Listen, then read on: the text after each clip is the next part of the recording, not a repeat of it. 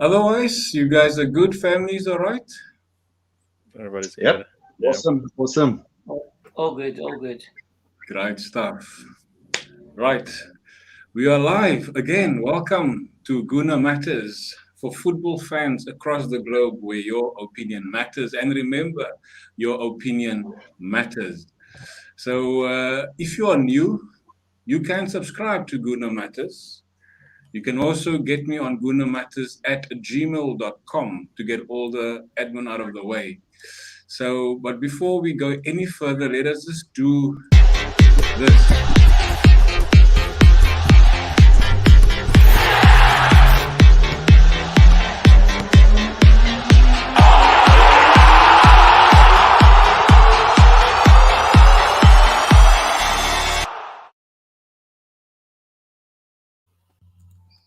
Welcome back. Below me, you can see is Gary. He's from New Jersey.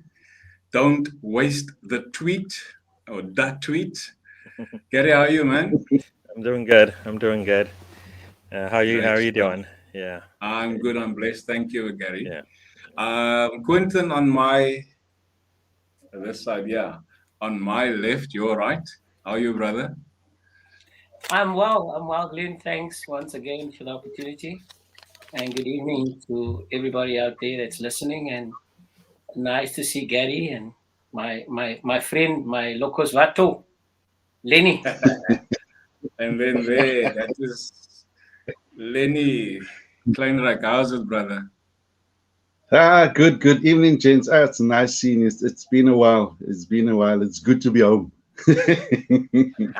Good to be home. Yeah, no, it's been a while. As I just spoke to Quentin before you guys came into the studio, is that I'm doing 5 to 10 minutes little segments of whatever information is out there. And I think that is sometimes just keeping the fans or the viewers on their toes, just to give some information as to where Guna matters are.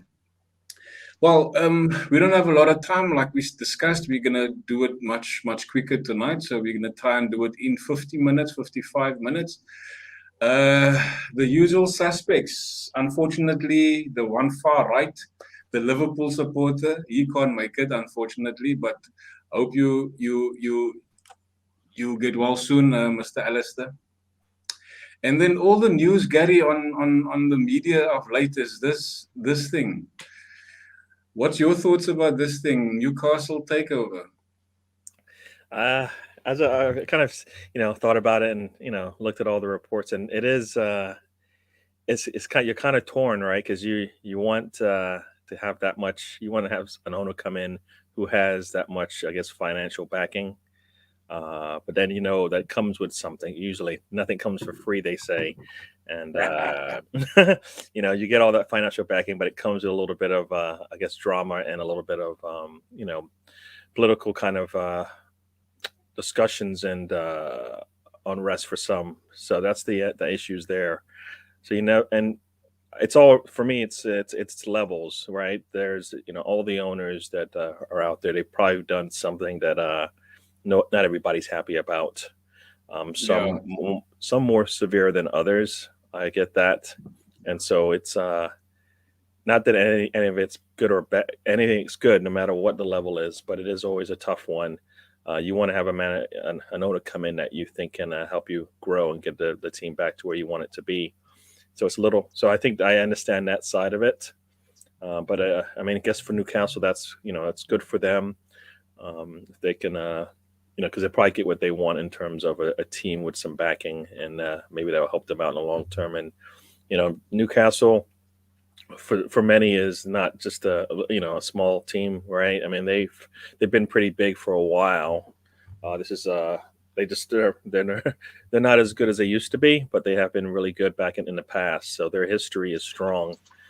So I think that's something that other people, that probably look at it and go, Newcastle, they're never really challenging. But, they were a big team years ago, and you got to give them the credit for that. They're trying to get back, and this is one way I guess they're going to do it. But there is a lot to discuss there on that one. But yeah, it I don't. You're kind of torn because you want part of it, but you don't want all the other stuff that comes with it. But I don't think you have a choice these days. I don't think anything, like I said, nothing comes for free. There's always something that comes with it that you're probably gonna have to work for, or have to discuss and be comfortable with. Yeah, true. Yeah. So, yeah. Quentin, I mean, in the reports, it's been saying, I mean, Gary just touched on it now. There's a lot of reports about what's happening in Newcastle about this. I just read this afternoon. In fact, I listened to a few podcasts, whereas the Saudi Arabia guys won't be that much involved in the club. What is your thoughts about that? I mean, they've got 80% share in the club, but they're not going to be that much involved in it. How's that going to work? Glenn, I'm a bit mixed about this whole thing. We'll soon be calling this the Arab Premier League, because Newcastle now is getting these rich guys to take over. And as Gary said, there's always a price that comes with this. Look, man, it can be good for the game, and it can also be bad, because what happens to teams that win promotion to the English Premier League, eventually, if there's so many Arabs that's interested in buying English Premier League teams now, and then it's going to become a crazy game where people are going to be paying so much for players, and other teams are going to struggle. At the moment, I think the English Premier League is brilliant. Even with a team that wins promotion to the English Premier League, they can. And you see, looking at Brentford now, or Bradford, they're doing well, and they don't have any big names in their team. So these guys can say what they want to. They might not be involved, but 80% is that you've got more say than the one that owns the 20%. So they're not going to be just sitting and seeing Newcastle doing bad. They're going to go out and they're going to purchase players because they've got the money. So, it's like Des loves to say that Chelsea and City, they buy the league, because of the players that they have. And that is not something that you want to say. You want a team to play. And if you look at Brentford and you look at teams like Leicester, you look at Leeds, there's not much money in the club. Players are not getting paid as much as United. Sad to say, huge wage bill, and we're playing football like each player is getting paid 10 rand. But yeah, so that's just my feeling about the whole situation. It could be good for the game, but it can also become bad if we have more takeovers like this. Just my opinion. Lenny, what does it mean for Arsenal? I mean, seeing that we have also been crying for new owners. I mean, these guys are worth what, 320 billion. That is their worth according to Forbes. What does it mean for Arsenal? Glenn, for me, I tend to look at it from a different point of view. What does it mean for Arsenal? Wake up. That's plain and simple, wake up. But if you look at what is actually happening now with this consortium coming in, it's actually getting the other Premier Leagues to move along swiftly or get left behind.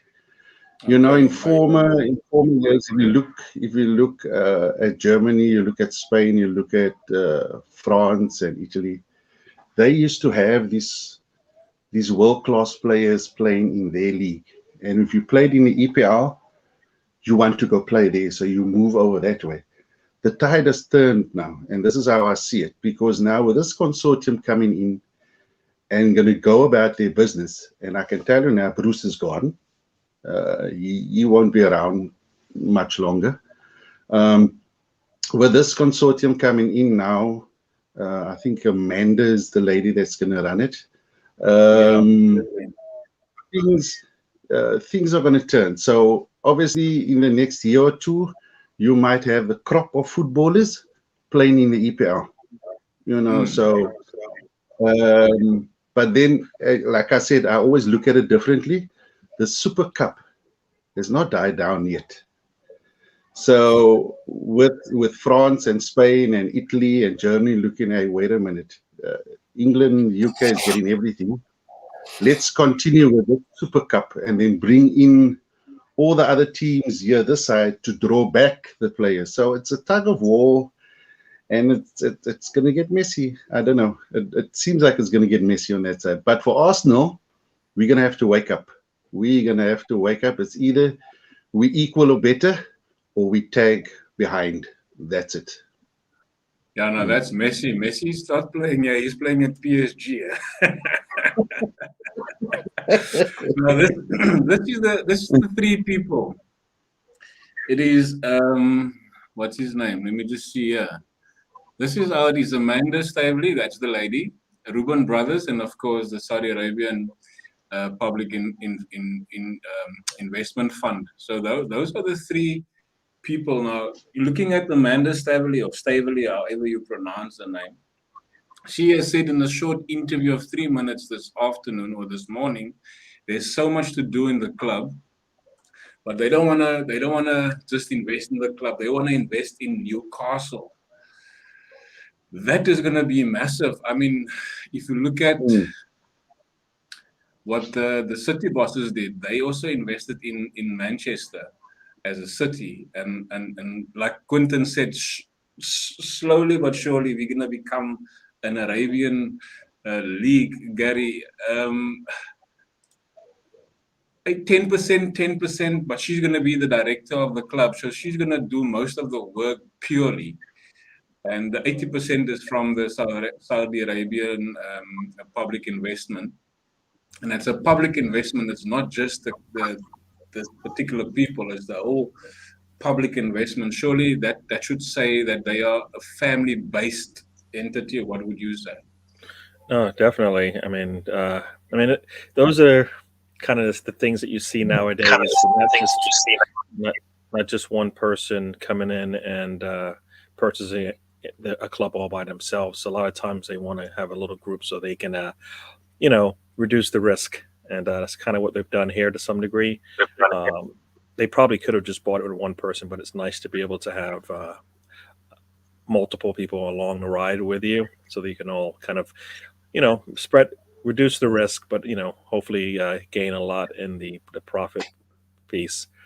Yeah, it's it's going to be interesting how this all pans out. And the one thing that we all have to keep in mind is that it's being, the league itself is okay with it, right? The Football Association is okay with having their teams be managed by, essentially foreign investors, right?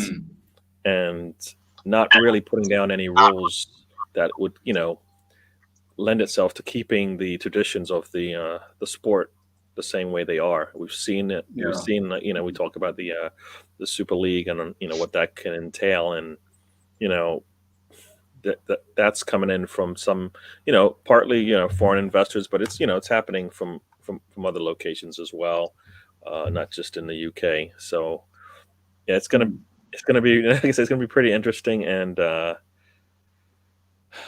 we'll have to see. I mean, I think if you are looking at it from an FA perspective, they should want to keep certain traditions and certain guidelines for the people that are part of the Premier League and all the clubs that below it.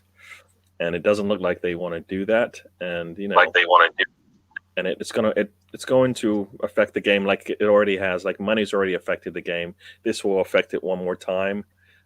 You would like to think it's going to affect it for the better, but it doesn't make any sense for them to want to keep the status quo. It sounds like, they're going to want to, of course, like you said, kind of grow their investment and do it as fast as possible so they can reap the benefits. And that's going to be might not be so nice for those involved, those fans in the long term. Maybe in the short term it looks good, but they're going to, turn around and say, this isn't a club. This isn't, like, for example, this isn't Arsenal that we, everybody's been brought up on. Things changed, right? So they're going to have the same thing happening there. And especially if it doesn't work out, right? If it works out, then they're going to be happy because they're going to see cups and trophies and whatnot. But if it's not working out, that's when it hurts. It stings even more. Yeah. Quentin, Lenny touched on that EPL is going to attract a lot of other players and big name players, and but there is something that the FA is brought in for many years now. It's the financial fair play rules. Surely they can't just go and splash money like they want to, because I mean, City, I think, was the latest team that was fined for that sort of thing. Do you think that these owners will let this rule guide them? Quentin? Okay. Yeah, look, Glenn, money. Sleeping there. No, I'm not sleeping. You mentioned Lenny's name, so I thought you're asking Lenny the question. Glenn, yeah, I think it's true what Gary says. Money corrupts the game. No matter what they say about you can't do this and you can't do that. Look how Chelsea and City has pushed the boundaries, with all the money that they have. So what will stop Newcastle? These guys are not going to make an investment of millions or what I don't know how much they paid for the club and sit back and see 305 million. Yes, so they're not going to pay that money and sit back and Newcastle is still going to be Mickey Mouse. That's definitely not going to happen. They're going to go out and they're going to get the best to come play for Newcastle because they want to sell more T-shirts. They want to make money. It has to become something profitable for them. They are big business people. No matter what they say about they're not going to be so involved in the club. Man, as far as I know, Arabs want to see return on the investment. So and the oil bosses. And it's business, man. It's business. And if I look what happened now with Ronaldo coming to United in the first few days, they sold so much T-shirts. So they will, even as Lenny, you made a joke about bringing Messi and bringing Neymar and all that. These guys can probably do that with the money that they have. They can do that because the T-shirts and the revenue that they're going to make out of having top players playing for Newcastle. I mean, I think of the Alan Shearer days when he played for Newcastle. That is the last time when Newcastle was still doing well and everybody was raving about Newcastle. Yeah, but there was now, a youth club. Yeah, now whenever you play Newcastle, you talk about we can pick up 3 points. So yeah, Glenn, it's going to be exciting to see who they'll sign. Who they're going to bring over. Because I can tell you now, behind the scenes, they're already working on. And as Lenny said, Bruce might be out. They might get a big name coach in. Things are going to change, But my concern again is what happens to the minnows, the teams down there that don't have a Arab that owns the club. What happens to them? What happened to the supporters? How many times hasn't Arsenal been crying, that you want the top dog out? And that is what happens when owners take over 100% of the club. They forget about supporters. They start becoming a dictatorship, and that's the problems that happen with money, that big money that comes into clubs. I don't want to take much of these time, but just Lenny, just one before this is going to be directed at you, Lenny.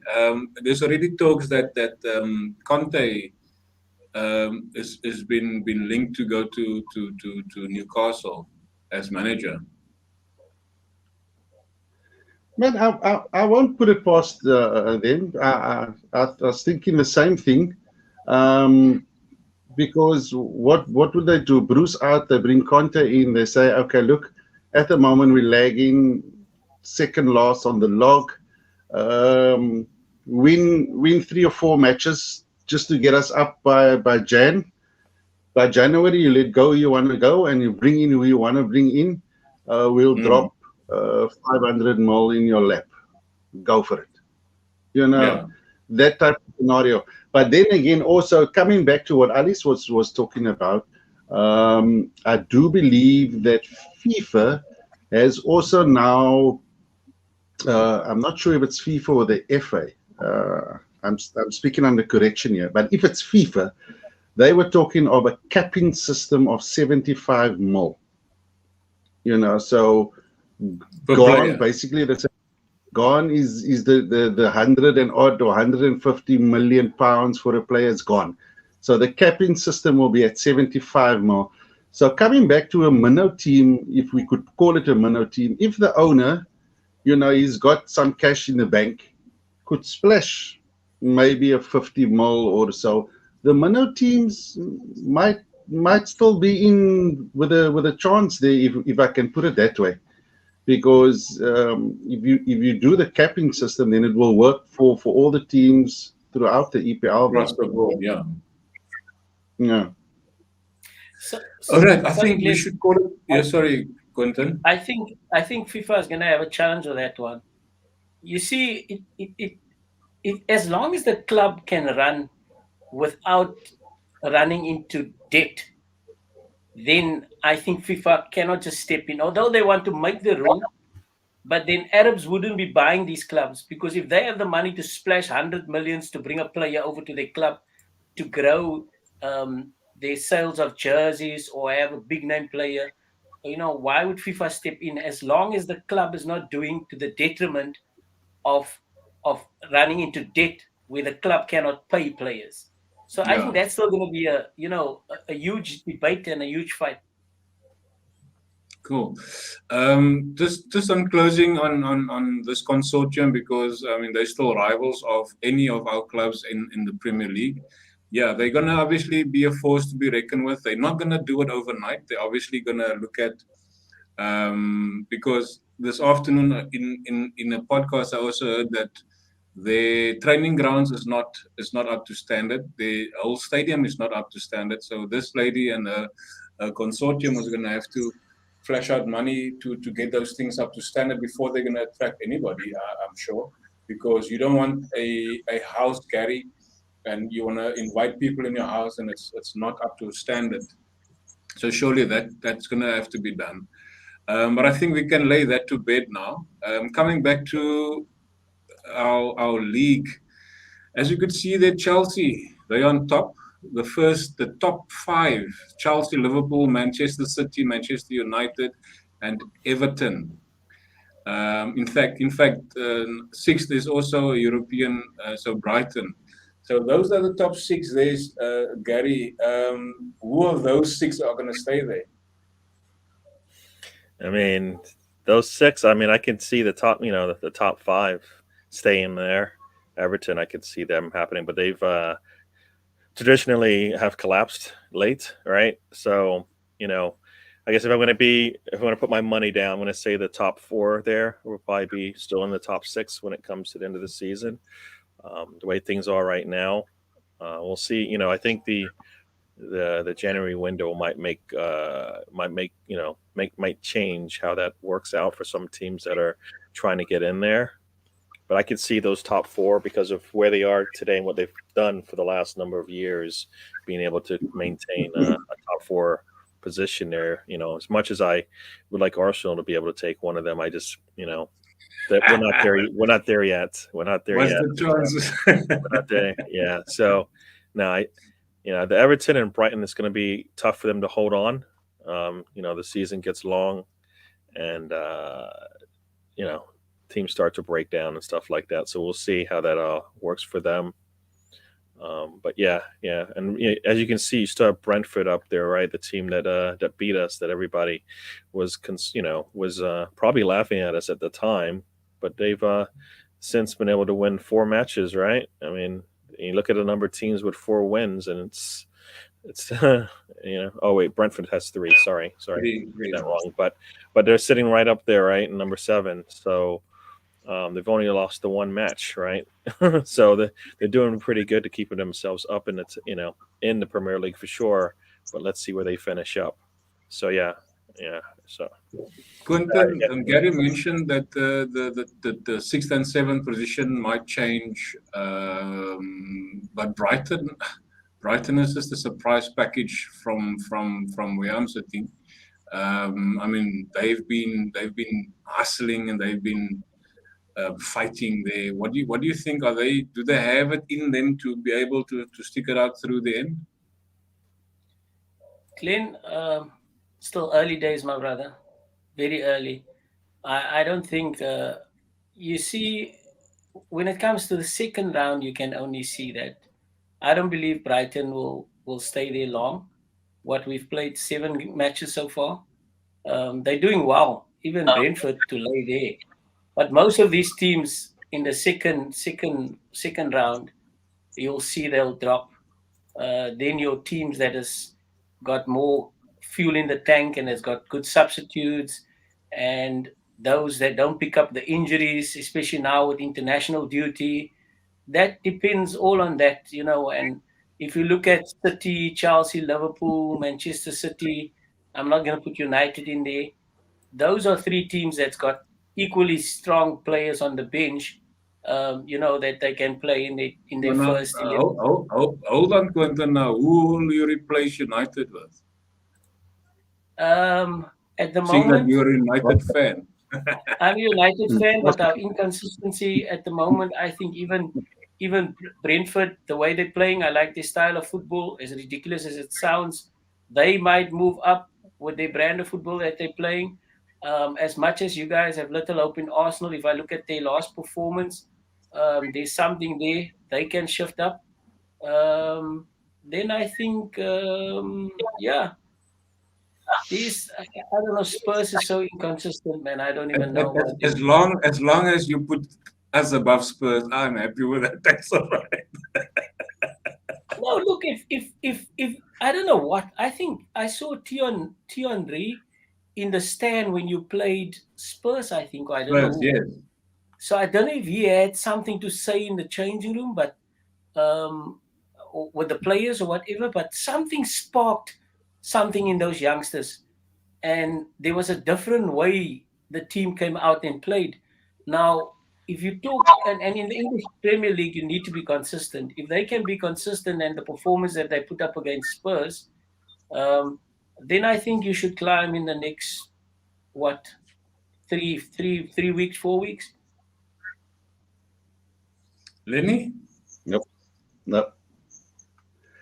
You see, I'm worried at this present moment.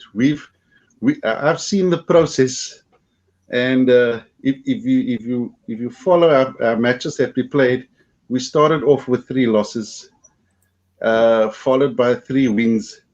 We drew our first one, so I just pray there's not another 2 draws after that, because then it's a 3-3 thingy going on here. Because we play Crystal Palace Everything on happens in Monday. threes. Everything is happening in threes. Because we play Crystal Palace on Monday and we play Liverpool the following week. So, yeah. But, But Lenny, okay. Lenny, may I just say, your first games was very tough, eh? I must say, the first games were tough. You faced most of the tough teams, the top teams. And now I think Arteta just needed that space to play. Not that any team is Mickey Mouse, but there is some teams that is not as strong as your Cities and your Liverpool and your Chelseas, where he can just get the team to get that confidence, to get that experience to win. And once I think players taste that, then, and especially with the youngsters that you have in Arsenal's team at the moment. With United, I don't want to speak. It's experience there, and they're so inconsistent. You know, that for me is sad. You've got experienced players, World Cup players. You've got 2 World Cup players in that team at the moment, and you can't perform. Now you got youngsters that's got the taste of winning, and you that can spark something great. That's my opinion. Continue, Lenny.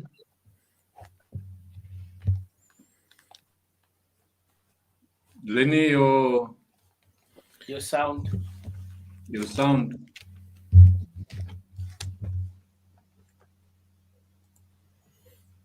I guess one thing that was mentioned about while we wait for Lenny to come on is he talked about the North London Derby and why we played so well. I mean, I kind of feel like this is the type of team that we have right now. We play to the quality opponent and the situation, right? They always play up for the Spurs, and they always play up for the North London Derby, and it was the last 2 wins weren't really the kind of wins that they expected. Like you said, also Henri was in the stands, so they just everything. They played up to all that all of that, because we actually thought they were going to struggle, right? Many of us probably thought, we're going to come in there, we might going to struggle based on past performances, and then they showed us something we hadn't seen before for that first 45 minutes, and that's the inconsistency with this team, and that's the trick. That's the thing that Arteta needs to find. What did they do for that? What was done for that 45 minutes that he can't repeat it again, right? He needs to be able to figure out how to do that, or else he's going to have these type of Brighton games where Brighton was missing, 4 or 5 players, and we still couldn't break through, right? Imagine if they were healthy, that would have been a totally different game. If it was dry, totally different game. Lots of those things made it a little bit easier for us to get a point out of it, because they were threatening us much so in that game. So I think that's where we are right now. We are a young team, and you can see it with the up and down performances. The only time it seems the older players seem to get up for it is when it's a big game, right? And so that's kind of where. Lenny, do you have your sound back? I can hear you clearly. Can you hear me? No, you were dead for a while there. Oh, sorry.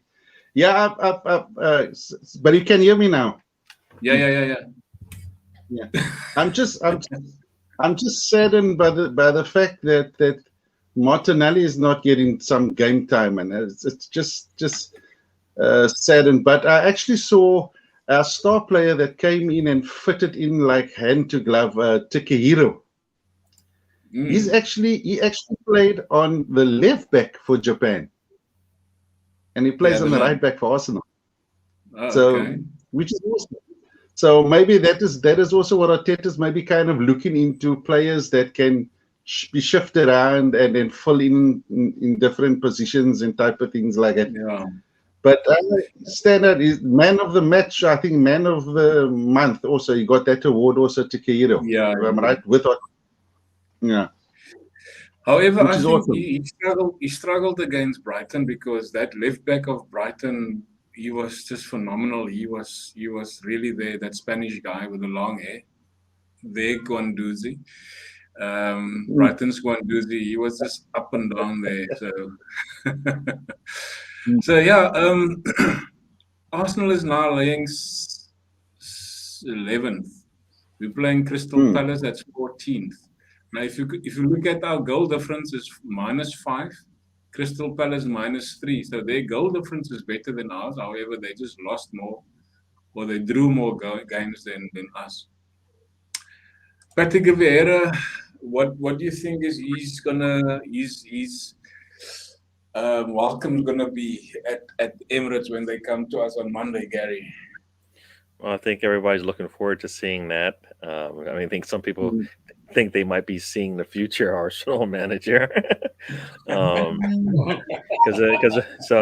that's the other part to it. But as far as if I'm a fan in the stands, I kind of want to see Arsenal, get something back from, grow from the previous matches, and show, that those players that are staying, that aren't actually traveling, I'm expecting probably to see some of them, just because of we've not been always so lucky with players coming back from the international duties, right? So if so, then that should be okay, because like you said, you had Martinelli, you had Pepe, you had Lacazette, players that have been starters and just haven't played much in the last number of games, and probably could be due with a game to play. And this might be a good one to come in and play, being that some of them are, been sitting back at London Colney, kind of practicing, getting ready for the next set of matches. So I would expect him to do something like that. I don't know. He might do something different, but he's got players that need to get game time.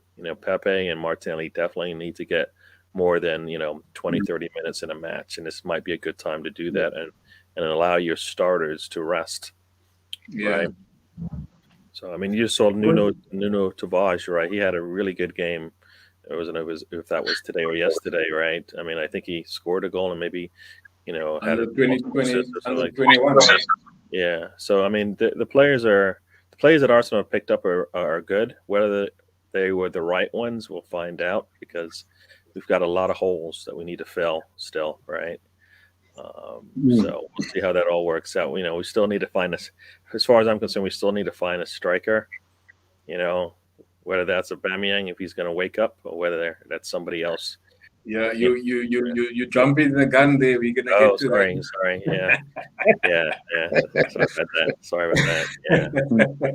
Quinton, as a coach, I know. I mean, I've seen Arsenal fans and heard Arsenal fans last season that Mikel Arteta is a tinker man. So he tinkers with the team every so often.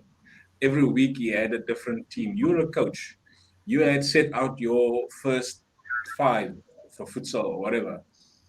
That five is your core players, your defense, your goalkeepers, midfielders, strikers, what have you.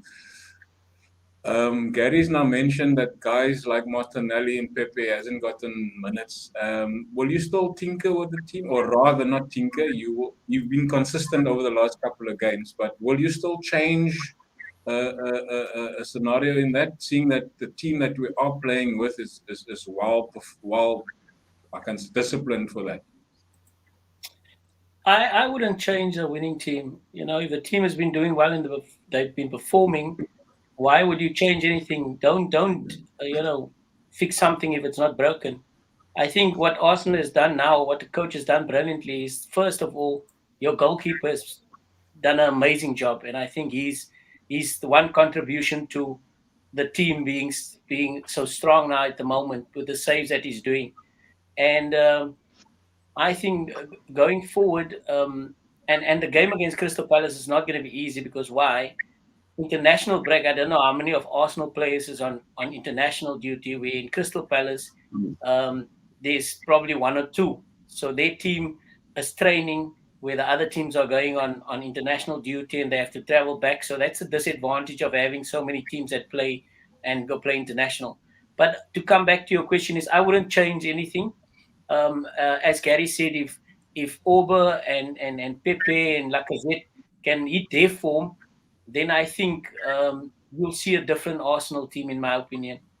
But those three seniors, and I call them seniors because the other boys only joined the team now, or they've been there, but they still youngsters. They need to lead from the front, because I think you've got a goalkeeper that is making the saves now. You've got what's the defender's name that you just signed now?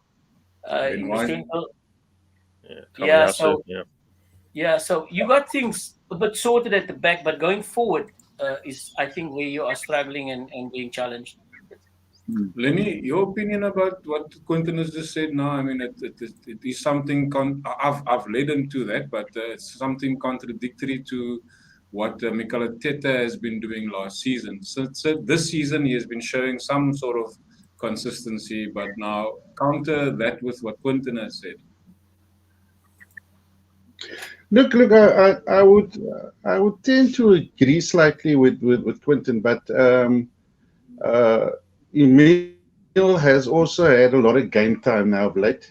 He's played now with England under 23. So to prevent burnout, I would swap him out with Montanelli. They're similar type of players, and give him a rest. I would even go as far as resting Abu and bringing in Lacazette. Just giving him a run, and then also giving because I believe Odegaard, them are all out also on international duties. Maybe giving one of them a rest also, and then bring Pepe.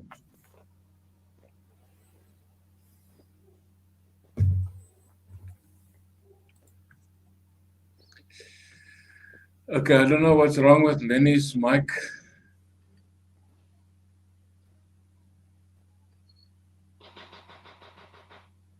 Lenny's mic looks muted. No, my mic is on now. Can you hear me now? It's on, yeah. Yes. You went away there for a little while. Yeah, we've got another 10, 15 minutes, guys. Sorry, Lenny, just complete what you wanted to say.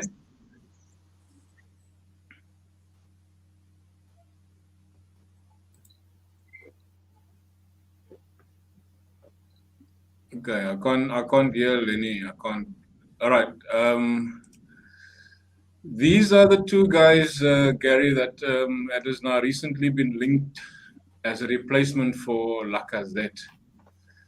These are two young guys. They fit Mikel Arteta's process, if you want to call it. Both of them are contracted until the end of 2025. So, yeah, that is the two guys that have been linked. Which one of the two would you prefer to come to Arsenal? That's a tough question, I believe. But if it was me, I probably would go with DCL. One, because of what we've been doing in the past, right? We've been putting a lot of balls in the air, crossing, and he will be a person that can get on the end of those. The only issue I have, and you'll hear it from many Arsenal fans, is, or we'll finally get a player that can play good in the air, and then we get away from it. For some reason, it just seems to always happen, right? You put a player in, you know what their skill set is, you know what their strengths are, and then you go away from it, right? I mean, we're seeing it right now, right? We've got Aubameyang who should be playing, but we can't give him what he needs to make him look good, right? And he just looks poor out there. Even when the only time he looks good is when he has to do all the other things that are required of him, and not, you look at other strikers, they don't have to do as much as our players do sometimes, and maybe that's what Arteta wants. But if that's the case, then he's got some of the wrong players for that, because he's got some really good players that are really good at the one thing that they do, but then he doesn't have them doing that, most of the time. So now they're taken away from the things that make them the player that they are. So yeah, I think I would take Calvin Lewin, yes, just because of I think he can command the middle, and he likes to, from what I've seen, and when we played him, he's always there. Aubameyang will disappear and not be in. You look for him in the box, and he's not there. But I think Calvin Lewin will be there all the time, and I do like Watkins. I mean, he's shown that he can do it, but I think I think it'd be nice to have a different type of striker in there, one that's going to be always up there.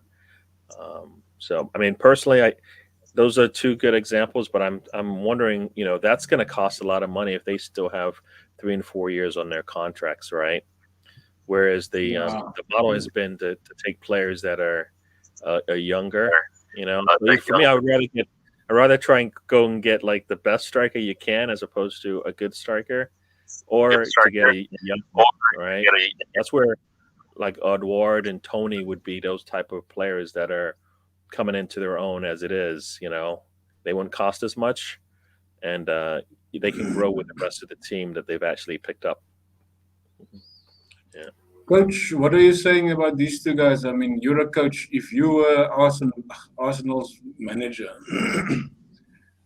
Gary is now given his option of and why. Why would you go for any one of these two guys opposed to what you already have? Yeah, look, Gary said it now that Calvin is a hard worker. He's hungry in front of goals. He's always there to pick up the second ball and crosses. But it depends again what style Arteta is playing. If Arteta don't suit their style of play, then the two of them will be useless for him. They both good. They both good players, in my opinion. They're both brilliant, each individually. I think Calvin, as I said, is a real predator in front of goals. But again, will he fit in with the type of game that Arteta plays? That's what it boils down to. You can sign any striker, and you get some strikers that let's use this might be a bad example to use. I never liked him, Lukaku. Lukaku can create something from nothing because he's just a natural talent that he has, and he's just improved since he left United. I watched him for Belgium last night or the other night. He was brilliant. So those two players are good, but it depends on how the coach uses them at the end of the day, and do they fit in the pattern and the style that the coach want to play. Lenny, I like Ollie Watkins. I'm gonna be the Yeah, devil's advocate. Ollie Watkins is it's I think has got more control over the ball as to Calvin Lewin. Calvin Lewin will keep up the ball much better as opposed to running against the defenders. Where Ollie Watkins will take on a defender and he will try and score over around the defender. Lenny? can you hear me now? I Yes, we can hear think you. my system is telling me. I think my system is telling me I'm talking too long, then it mutes me. So I'm gonna run through this quickly. Ollie, like you said, Glenn is more for me. He's more aggressive type of striker, and that's what I like about him. He's up in your face, and he'll get in there and go for it. Where Calvin he's good in the air, but he's not that that aggressive type of striker up front. I will get to scoring a goal by any means. That's the Ollie type, but Calvin will pull back maybe in that sense, if you understand what I mean. Yeah, So yeah. I would go more for Ollie, and then also then get one back. I think you were too long, really. Now, he has said that you will back Arteta and you will back Edu to get somebody as replacement. And I've worked out between the two of them, they are worth around 78, 79, 80 million together. Calvert-Lewin is about 45. That's already plus add-ons. And then, of course, Ollie is about 28 to 32 plus add-ons. So, again, they're around 78, 79 to 80 million together. Opposed to Raheem Sterling. Now, Raheem Sterling was also linked with Arsenal. And there was 4 players. And I did a little segment this week about the 4 players.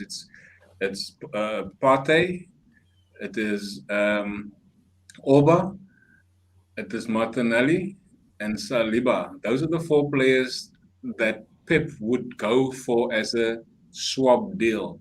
Now, Raheem Sterling is worth 81 million. If I could get 2 players for 80 million, why not? And they can give me goals, much more goals together than one player. What would you say, Mr. DWT?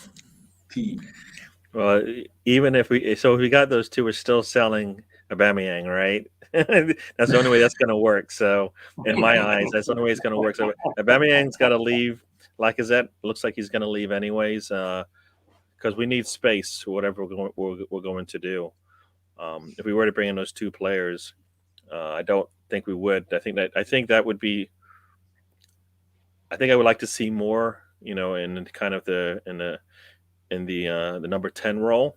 If we were going to do something like that, if we were going to bring 2 players in, a striker and another attacking player, a seasoned player, a little bit more older than the ones we have right now, and then a striker is what I would project.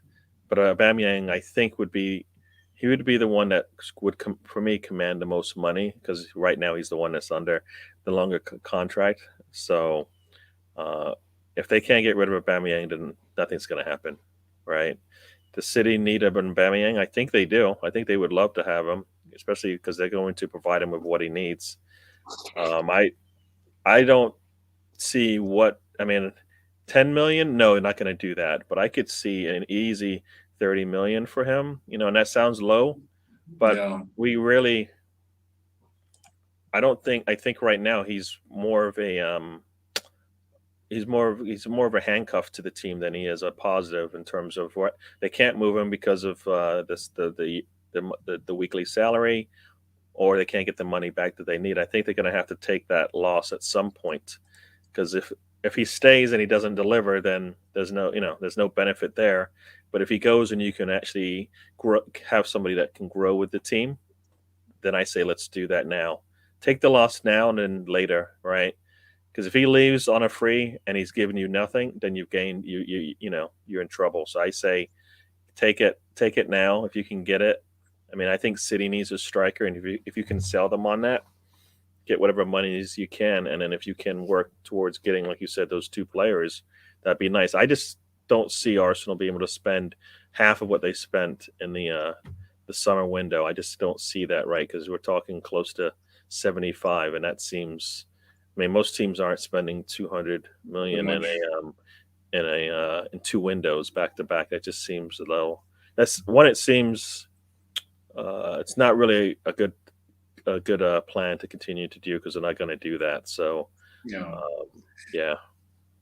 At least one of those players, Quentin, if it's either 32 mil or 45 mil, obviously because Lacazette, if they want to go to a replacement for Lacazette, to get one of these 2 players in January, because Lacazette, he finishes off his contract the end of this season, and then he's free.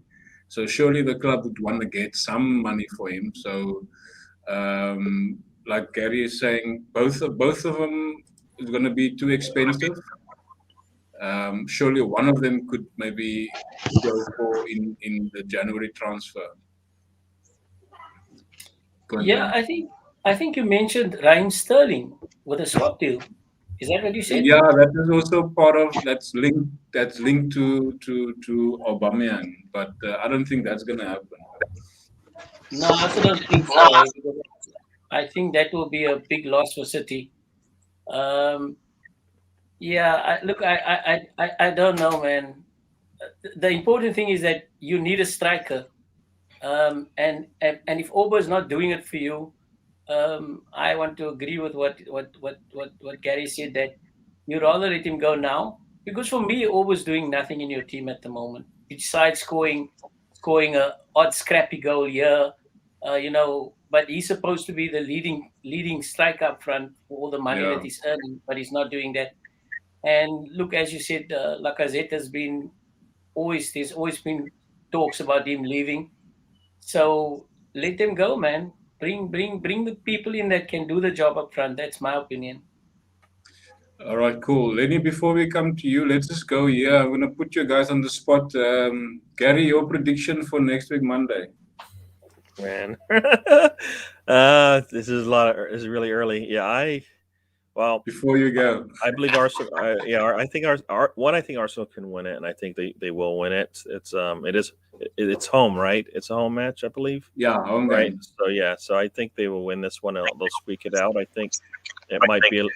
I think Crystal Palace will come infused with a little bit of energy, but we'll have to squash that and quiet them down pretty quickly.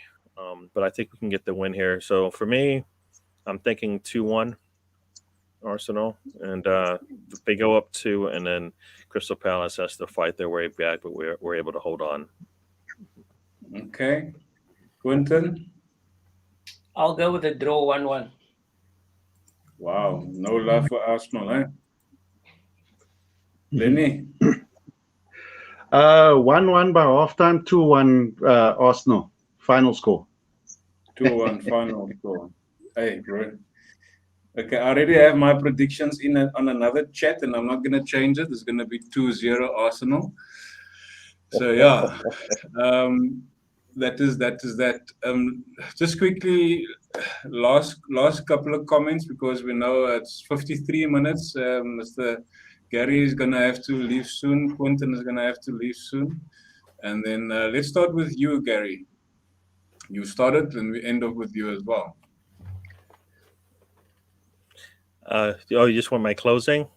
Yeah, just your closing. Yeah. So, I'm this international break, I guess, for me came at probably the wrong time, because there's no time to answer for what we saw in this last match. And now when the players come back, like we said, I foresee some of them not playing, some of the starters not playing, and partly it's because they're going to travel and play, but also I think they need a little break from the Premier League, especially like for me, Saka, definitely. I could see him getting a break. We'll see how the other players come back. But I definitely feel like at some point we need to figure out a way to get Pepe and Martinelli involved a little bit more than they have been. And if Lacazette is staying, then the same thing there. So, and I think these are the types of games that you can bring them in, because if we're playing right again on Friday, right, you have less time. So for those coming in from international breaks, it'd be nice to give them a little bit of time before they have to get back into the fold. Because I think right after that we have Leeds, right? So they're going to have an extra game before the cup game if they're going to play that. So Yeah. I say, I know we don't want to switch the players, but I think we still need to. Some of those players need to get games. So, and if they're not going to get it in the cup matches based on the way the Arteta might be playing going forward, I say get them. This might be a good one, especially for those that are sitting in London right now practicing. Quentin, your final thoughts? Well, my final thoughts would be that hopefully my coach, United's coach, get things right. I don't even know if he is coaching the team or what's happening. When the international break happens, it disrupts a lot of things. It disrupts the continuity of teams that's performing. Hopefully, this disruption will do good for United, because we weren't doing well. Sorry that it's coming at a bad time for you guys, but for United, it's probably at a good time with our bad run that we're having. Okay, Lenny. For me, I'm actually going to say glory, glory, Ole. He's doing a sterling job, because the gap between Arsenal and United is slowly shortening, because they're coming down and we're busy. So you keep going, Ole. You're doing a fantastic job. Yeah. As a friend of mine likes to say all the time, I like what he's doing. I like what he's doing with the club. So just keep it up. I think we all want him to stay. Quentin, I'm sorry. All right. Thanks for watching. Those guys that are watching, thank you for watching. Thank you for being a part of the show, that listen to us. You can get me on Facebook, Instagram, Twitter, and of course YouTube. And subscribe to Guno Matters if you haven't done so that we can get all the information to you. Guys, thanks a lot. Gary, Quentin, Lenny, thank you for your time. Thank you for being a part of the show. And hopefully next time we can have a little bit more. And let's enjoy the rest of the weekend. There's going to be England tomorrow, I think, on Saturday, yeah. And then, of course, again next week. But nonetheless, all the best, guys. Stay safe. Yes, guys. God bless. Nice.